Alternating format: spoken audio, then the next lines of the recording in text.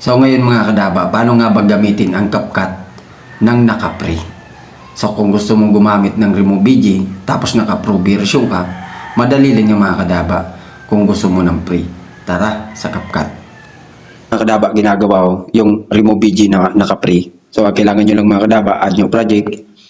And then, pag add new project ng mga kadaba, harap tayo ng example video na pwede natin gamitin doon sa may Remove BG. Halimbawa ito mga kadaba, asan na ba yung video nito?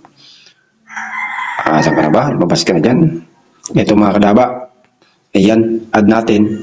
And then pagka-add mga kadaba, example video lang ito mga kadaba. Example video lang.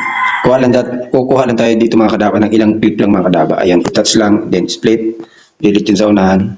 Ayan, ganyan lang mga kadaba. I-touch. Then ang gagawin natin, punta tayo sa may Remove BG. Ganyan, auto removal. Antayin lang natin na yan. Pag nagkulay green na siya mga kadaba sa gilid, yung bilog niyon, i-check nyo lang. So ngayon kadaba, ang gagawin natin, dapat may naka-screen record kayo dyan. Dapat screen record nyo lang yan, yung naka-remove BG.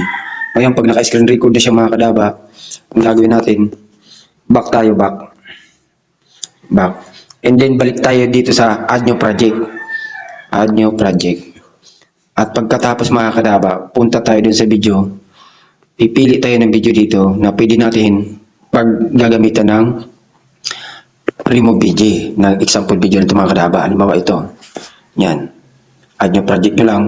And then pagkatapos, i-delete lang natin to ng mga ilang clip lang mga kadaba. Halimbawa dito.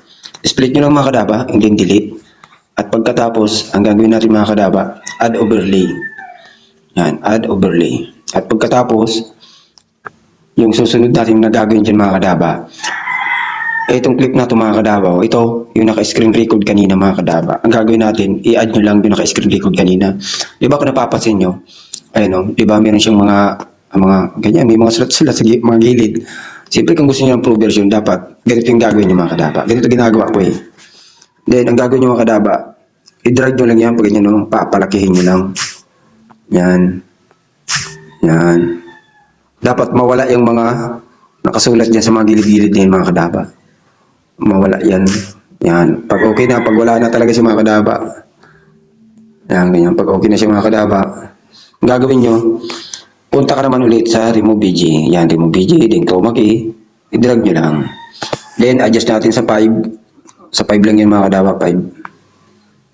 5 or 4, yan, bahala na kayo mga kadaba. Kung ilang percent ang gagawin nyo dyan sa intensity niyan. Then check nyo lang. And then pagka-check mga kadaba, ang gagawin natin, itadrag nyo lang yan, papalitin nyo lang. Ganyan lang mga kadaba. Di ba? Papalitin nyo lang siya dyan. Di ba mga kadaba? Ganyan lang mga kadaba. And then pagkatapos mga kadaba, ang gagawin natin, di ba? Napunta na rin sa dagat si kadaba nyo. Ganyan lang. And then, pagkatapos, mga kadaba, susunod natin na gagawin, split nyo lang yan, then delete.